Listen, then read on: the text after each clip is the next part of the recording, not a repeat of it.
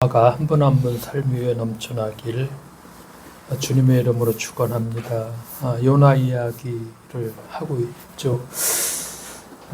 성경이 살아있는 말씀이라고 얘기하는데 2500년 전에 요나 이야기가 우리 삶에서 깨우침을 주고 우리 삶에서 우리가 이렇게 살아야 되는구나, 어떤 우리의 방향을 좀 결정해주고 한다면 살아있는 말씀이 될 수 있지만, 그 2500년 전에 이런 일이 있었구나, 이렇겠네, 이렇게 만약에 요나 이야기가 이렇게만 우리들에게 남겨진다면 그건 죽은 문자죠. 2500년 전에 참 오래전의 이야기지만 이 요나 이야기가 우리에게 어떤 의미로 현실에 다가올까. 참 짧은 이야기인데 재미있습니다. 오늘은 4절에서 10절까지 말씀을 드려보도록 하겠습니다. 1장 4절 읽으니까, 그러나 주님께서 바다 위로 큰 바람을 보내시니 바다가 큰 폭풍이 일어 배가 부서지게 되었다. 요나가 이제 욥바로 내려갔죠. 땅끝으로 가는 배를 찾았고 마침 또 거기에 있었고 뱃삭을 이제 돈을 주고 배에 올랐고, 그리고 지금 이제 요나는 바다 위에 있죠. 이 요나가 달아나는 데 성공했어. 이게 참 쉬운 일, 불가능한 일이 없는데 하나님은, 우리가 그렇게 고백하잖아요. 전지전능하신, 불가능이 일이는 없으신 하나님의 손 안에서 요나가 빠져나갔다고도 볼 수가 있죠. 그래서 요나는 이제 다시 들어가는 자기 나름대로 꿈의 배에 올랐고, 방향은 이제 동쪽이 아니라 서쪽이고 부디 순풍이 불어야 한다, 그런 심정이죠. 우리가 삶에 있어서도 우리는 어떤 확신에 따라서 행동을 합니다. 그래서 우리의 계획한 일들이 착착 이렇게 이루어지게 되면은 우리는 삶이 이제 내 뜻대로 풀리다, 그리고 즐거워하고 기뻐하죠. 그렇지만 우리가 살아보지만 삶은 꿈의 배가 아니죠. 우리가 3년 동안 겪은 일들도 보면은 참 별 여러 가지 일들을 다 겪었고, 그렇죠. 그리고 우리는 삶과 죽음의 주인이 아닙니다. 우리의 삶을 소용돌이로 내모는 그 폭풍에게 그만 스톱 좀 해라, 그렇게 그만 스톱하라고 해도 그런 명령을 우리가 내릴 수가 없습니다. 요나처럼 우리도 우리의 삶에서 하나님을 서서히 밀어낼 수가 있죠. 우리가 하나님에게서 달아날 수도 있고 하나님을 거부하고 무시할 수도 있죠. 근데 요나가 보여주는 것은 언젠가는 하나님과 앞에 우리가 대면해야 될 것이라는 것, 이걸 또 말씀하고 있습니다. 그러나 주님께서 바다 위로 큰 바람을 보내셨다. 요나는 이제 도망하는 데 성공하는 듯 했는데 바다 위로 하나님은 큰 바람을 보내셨고, 그러니까 이제 하나님이 역사하신다는 게 조금 더 이제 곧바로 역사한 게 아니라 조금 지난 다음에, 어느 정도 시간이 지난 다음에 하나님이 반응하시죠. 그러나 하나님의 시간을 우리가 함부로 예측할 수가 없죠.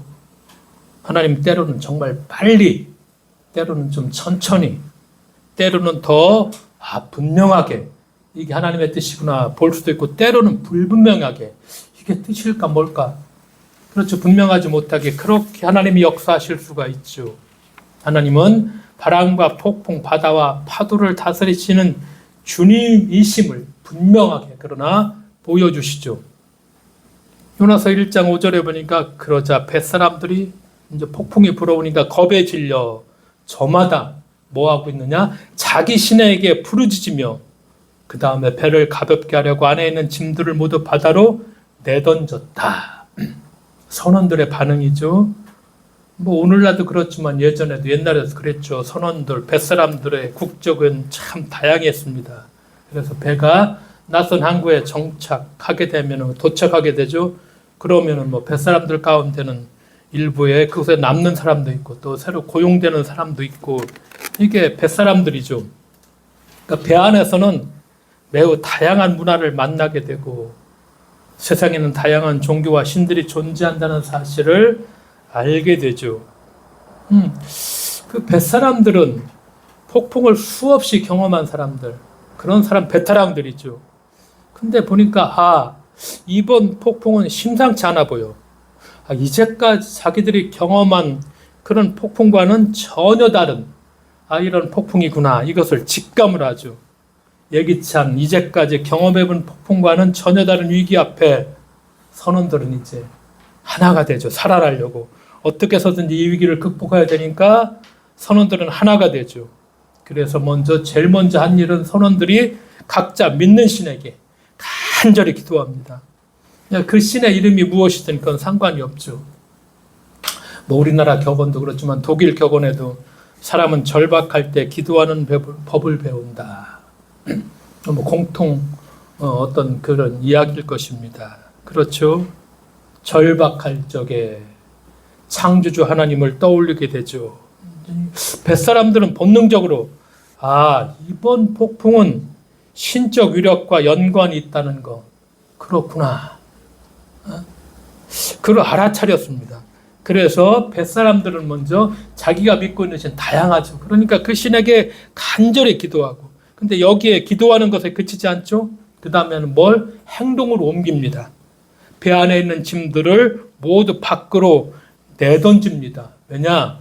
배가 조금 더 가벼워지도록 배가 더 잘 움직이도록 할 수 있는 모든 것을 다 하죠. 참 지혜로운 선원들입니다. 첫째 믿는 신에게 기도하고 그 다음에 스스로 할 수 있는 것 이것을 최선을 다해서 하고 있죠. 기도하고 또 자신들이 할 수 있는 것 이 두 가지를 구별할 줄 아는 그런 선원들이죠. 그런데 이렇게 선원들이 이렇게 이 위기 상황에 자기들이 할 수 있는 것 정말 최선을 다해서 다 하고 있는데 하나님을 믿는다고 하는 이 선지자 신앙 지성인이죠. 요나는 지금 어디에 있죠? 1장 5절에 보니까 그런데 배 제일 밑으로 내려간 요나는 드러누워 깊이 잠들어 버렸다. 사람들이 다 죽을 지경이라 이 죽을 지경을 어떻게 해서 탈출할 수 있을 것인가? 이걸 어떻게 이제 이 위기를 극복할 것인가? 할 수 있는 일들을 다 하고 있는데 그런데 하나님의 선지자라는 사람이 신앙 지성인이라고 하는 그렇죠. 이런 사람이 배 밑으로 내려가서 드러누워 아주 깊이 잠이 들어버렸다. 독일 격언에 자는 사람은 죄를 짓지 않는다. 근데 이게 정말 자는 사람은 죄를 짓지 않을까? 격언이라고 해서 무조건 맞는다고 할 수는 없죠. 때로는 자는 것이 죄가 되는 경우가 있습니다. 어떤 경우죠? 현실을 더 이상 대면하고 싶지 않아서 잠을 잘 때가 바로 그렇죠. 이런 경험 우리 하게 되죠. 대면하기 싫어. 대면해야 되는데 싫어. 그렇게 할 수 있는 게 어떻게든 잠이나 자자. 하나님의 부르심에 귀를 막고 잠을 잘 때가 또 그렇죠. 하나님의 부르심에 귀를 막고 숨어버릴 때가 바로 잠을 잘 때입니다. 요나가 바로 그랬죠. 그러니까 요나는 자기 생각에 일단 달아나는 것은 성공한 것처럼 보여. 그러니까 그동안 쌓인 긴장이 다 풀리죠. 잠을 깊이 자려면 긴장하면 잠을 깊이 잘 수가 없죠. 깨게 마련이죠. 그렇죠? 우리가 경험해서 아는 일이지만은 절대 긴장하면 잠은 깊은 잠을 잘 수가 없는데 이 긴장이 쫙 풀려버리니까 요나가 이제 성공했구나. 다시 들어가고 있구나. 탁 놓였어. 그러니까 깊은 잠에 빠져들었죠. 그래서 요나는 더는 아무것도 듣지 못하고 볼 수도 없는 아주 그냥 배 제일 밑으로 기어 들어가 버렸고 그래서 요나는 폭풍에 이제 더 이상 관여하지 않죠. 이게 요나 이야기가. 그럼 우리는 어떤가? 우리는 똑같다는 것이죠. 요나 이 같은 태도에 비난할 수 저럴 수가 있나? 저럴 수가 있나? 우리가 요나를 지금 그렇게 할 수 있죠. 왜? 지금 폭풍이 몰아쳐 다 죽게 됐어. 할 수 있는 것들을 다 하고 있어.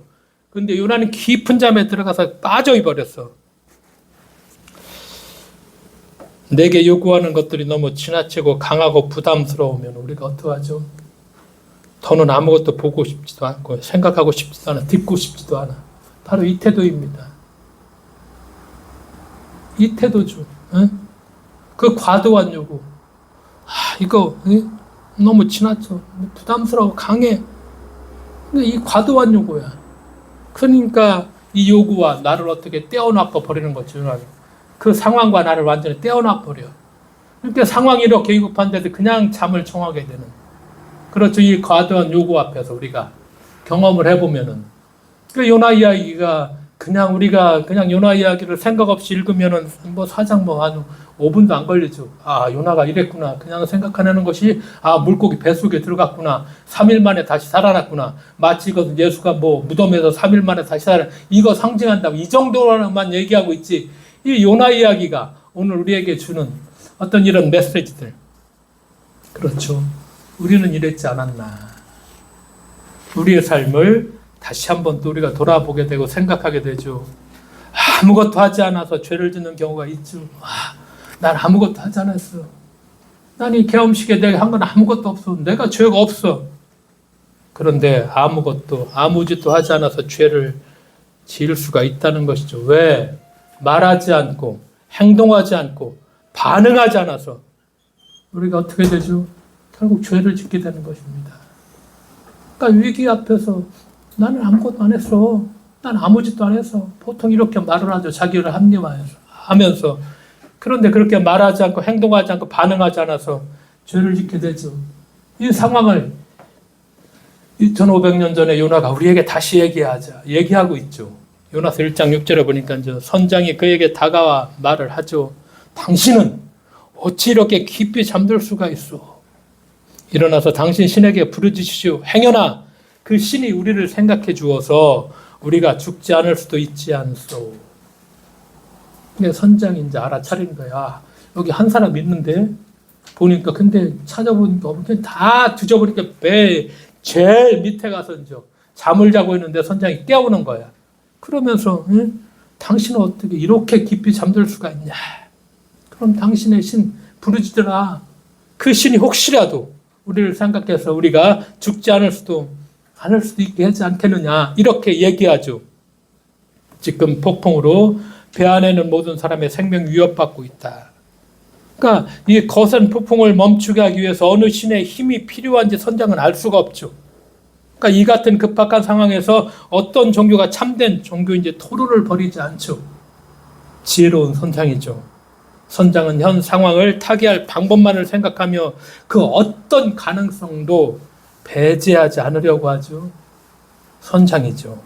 그래서 선장은 배와 짐과 사람을 모두 구해야 합니다. 그래서 선장은 이 이스라엘인 요나의 하나님이 무엇인가를 하실 수도 있기를 바라며 온갖 수단을 다 강구합니다. 오늘 우리가 사는 세상입니다. 어떻죠? 어제도 잠깐 TV를 보니까 지구는 대형 참사에 내몰리고 있다. 온도가 1.5까지 스톱을 시켰는데 벌써 1.5가 넘어버렸어요.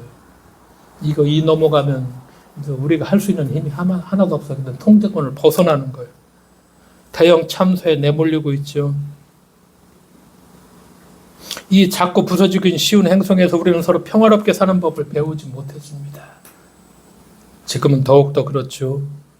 끊임없이 전쟁을 하면서 사람을 죽여버리고 편을 갈라놔버리고 그렇죠. 우리 스스로 삶의 터전을 다 갉아먹고 있죠. 지구는 이렇게 민감한 생태계인데 그런데도 우리는 요나처럼 어디에 다시스로 가는 그 꿈의 배에 차서 참 쿨쿨 잠을 자고 있죠. 왜? 하나님은 좋은 분이야.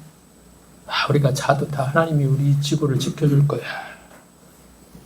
이렇게 생각하면서 그렇죠. 이 말씀을 보면은 이 선장이 누구인지는 모르지만 이 선장이 참 지혜롭죠. 응? 이 선장이 참 이런 사람이 필요하죠. 여보시오. 우리는 지금 죽어가고 있어. 당신이 어느 신을 믿는지 그 신의 이름이 뭔지 나는 모르지만 그러나 그분에게 자비를 좀 청해 보시오. 다급하게 할 수 있는 걸 다 하면서 막 응? 이렇게 다 하고 있죠. 우리를 좀 구해달라고. 누가 잠자는 사람을 깨우는가? 선장은 잠자는 요나를 깨우죠. 그러면은 나는 잠을 자고 있나? 아니면 내가 잠자는 사람을 깨우고 있나? 우리는 어떤 사람인가? 그냥 쿨쿨 잠을 자는 사람인가? 아니면 다급하게 막 잠자는 사람을 깨우는 사람인가? 그렇죠. 이걸 또 우리에게 묻고 있죠. 요나서 1장 7절에 이제 선원들이 얘기하죠. 뱃사람들이 서로 말하였다. 자, 제비를 뽑아서 누구 때문에 이런 재앙이 우리에게 닥쳤는지 좀 알아보자. 그래서 제비를 뽑으니까 요나가 뽑혔죠. 요나를 깨웠죠, 선장이. 그래서. 근데 깨우는 선장이 요나가 어떤 반응을 보였을까? 근데 성경은 그걸 보도하진 않아요. 어땠을까? 요나가 마지못해서 일어났을까? 아니면은 저 때문에 일었으니까 양심의 가책을 조금 받아서 그런 모습을 보였을까? 아니면은 화가 나면서 왜 나를 깨워? 이렇게 일어났을까? 상상에 맡기죠. 보도는 하지 않고. 요나는 폭풍과 위기를 이제 요나도 알아차렸을 것이죠. 그런데도 뭐 요나가 어떤 행동을 했다는 말, 뭐 기도를 했다거나, 그렇죠.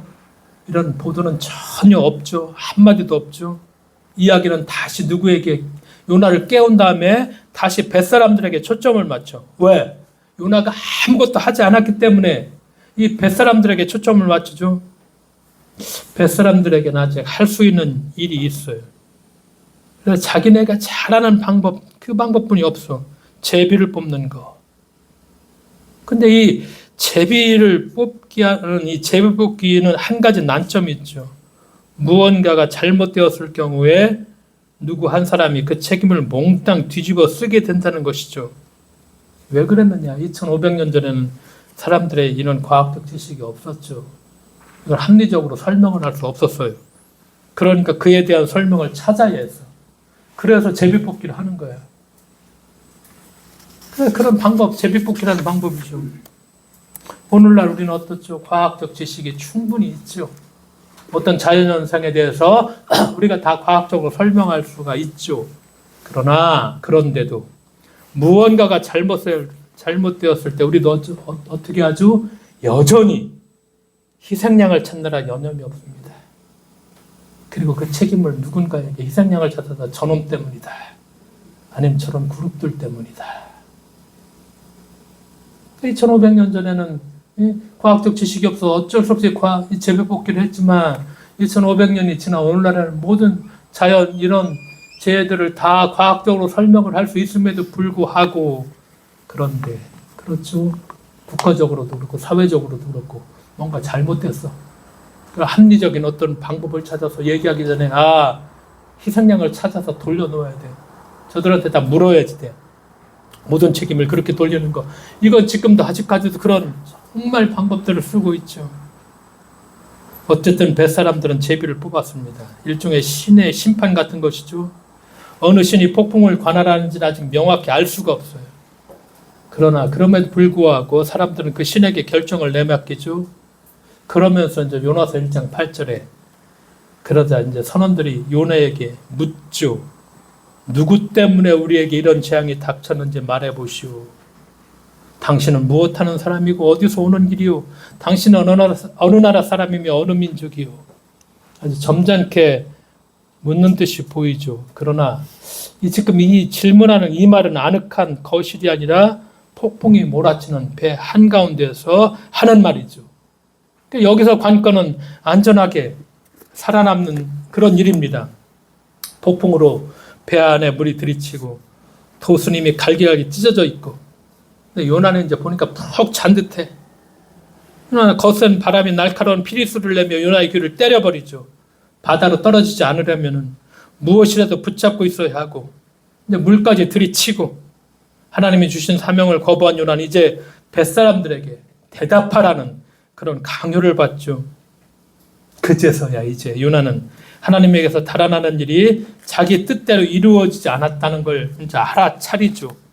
거센 폭풍이 일어나고 선장이 재촉하고 이제 뱃사람들까지 막 요나에게 들이대죠. 그러면서 묻죠. 빠져나갈 길이 없죠. 이제 요나는. 그래서 자신이 누구인지 이제 요나가 털어 놓아야 되는 것입니다. 그러니까 요나가 1장 9절에서 10절에서 요나는 그들에게 나는 히브리 사람이다. 나는 바다와 육지를 만드신 주 하늘의 하나님을 경외하는 사람이다. 이렇게 대답을 하죠. 그러자 사람들이 더욱더 두려워하며 당신은 어째서 이런 일을 하였소 하고 말하니까 요나가 그들에게 사실을 털어놓아 그가 하나님을 피해서 달아나고 있다는 것을 이제 뱃사람들이 알게 되었다는 것이죠. 요나도 이제 알아차렸죠. 달아나는 것은 부질없는 일이고 바다의 그 폭풍도 이거 우연이 아니고 자기가 믿는 하나님은 이제 바다도 다스리시는 분. 이걸 요나가 알고 있죠. 그런데 이제 하나님이 자기를 그냥 두지 않으리라는 것 또한 이제 요나가 알게 되었죠. 여기서 우리가 또 문득 깨닫게 되죠. 어떤 상황에서도 우리가 바꿀 수 있는 것이요. 어떤 때는 아무것도 없다는 사실입니다.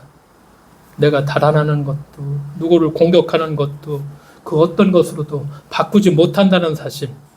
그랬을 적에 우리가 보통 그렇게 이해하죠.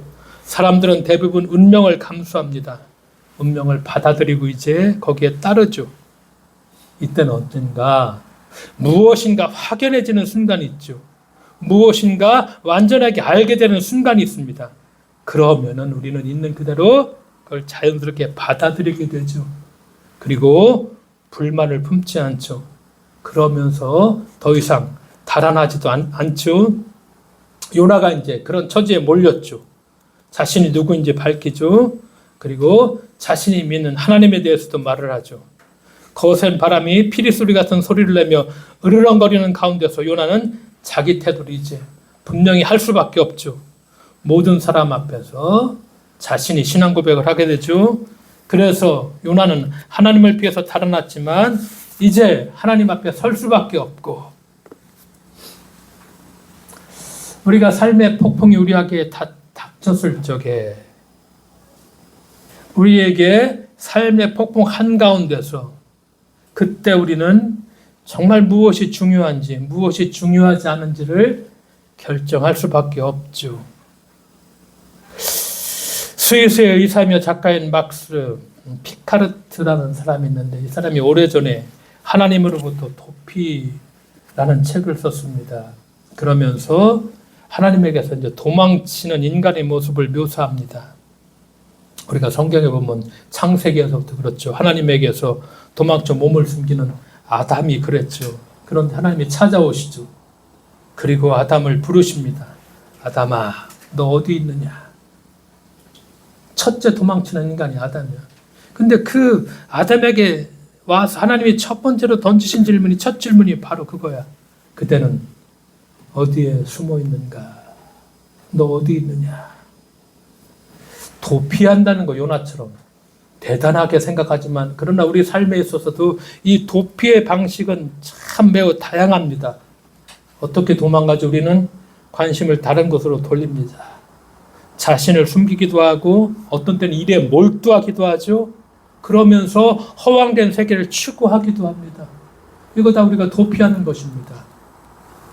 우리는 어떤 방식으로 우리는 숨으며 도피하고 있는가? 러시아인으로 도스토옙스키가 이를 거듭 지적합니다.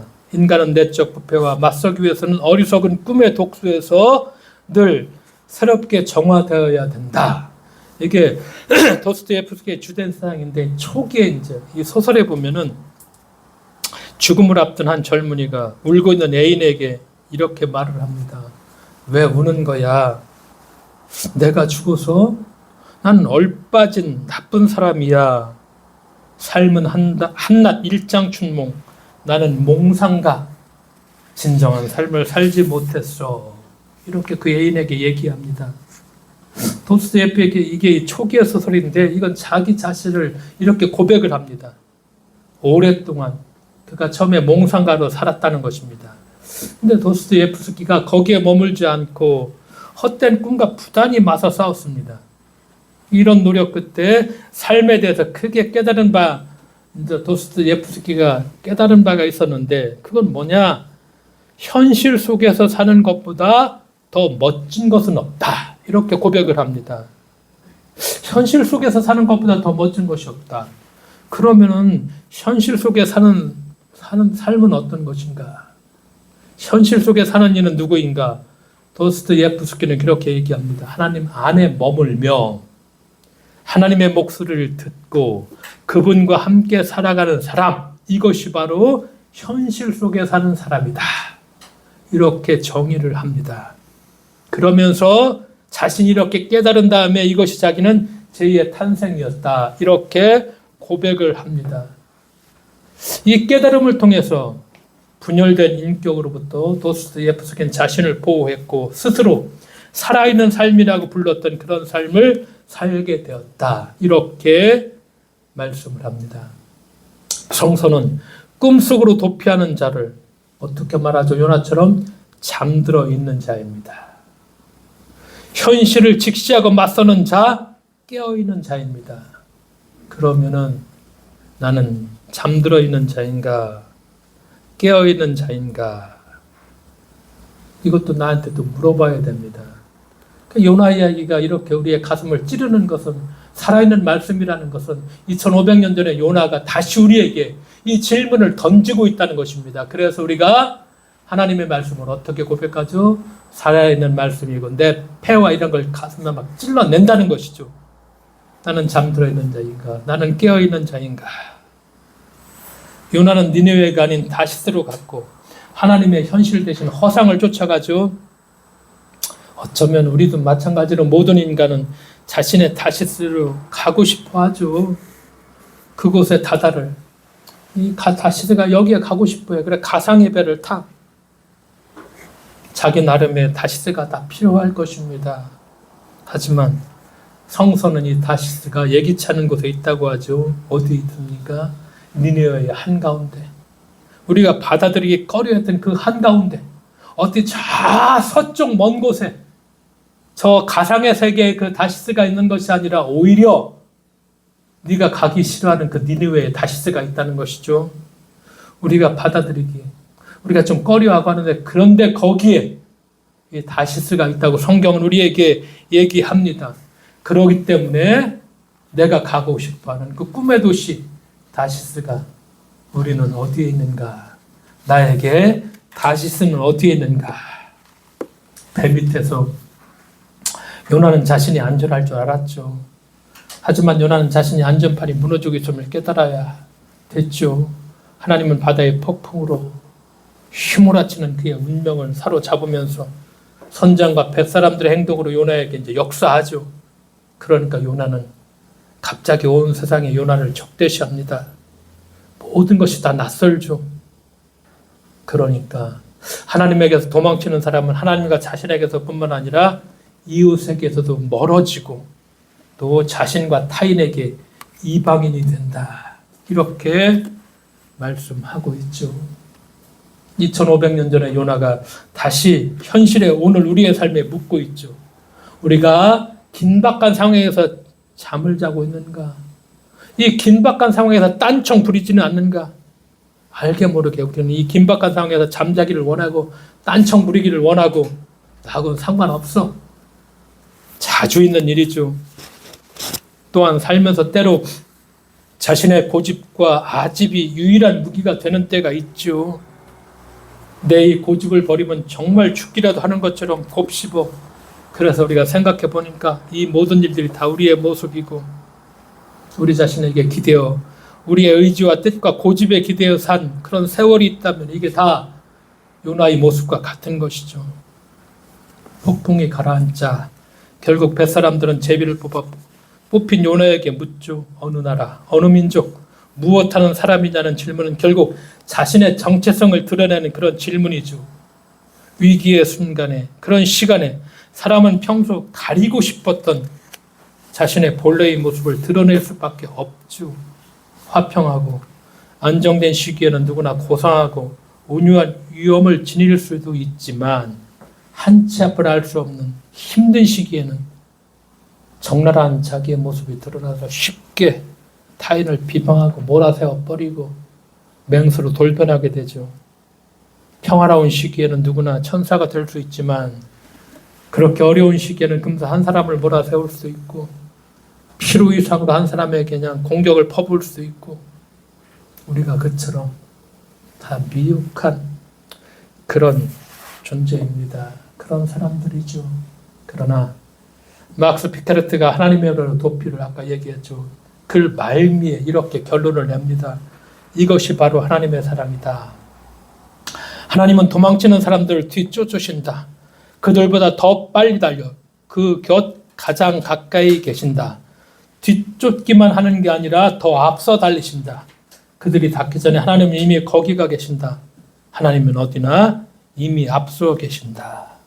이 얘기를 조금 더 세밀하게 요한에서 밀러 펠트는 더 분명하게 이렇게 말을 합니다. 하나님의 사랑은 달아나는 인간보다 더 빠르다. 인간은 달려가는 바로 그곳에 하나님은 이미 현존하시고 거기서 인간을 기다리신다. 이것이 바로 요나서가 이야기하고자 하는 진리다. 기도하겠습니다. 하나님 아버지 감사드립니다. 2500년 전에 요나를 통해서 또 오늘 우리의 현실을 내 삶을 돌아다 봅니다. 살아있는 하나님의 말씀을 통해서 우리가 더 새로워지고 오늘의 역사 속에서 우리가 어떻게 살아갈 건지를 고민하고 결단하는 저희들 될 수 있도록 주께서 우리를 깨우시고 우리와 동행해 주실 것을 믿으며 예수님의 이름으로 기도드리옵나이다. 아멘.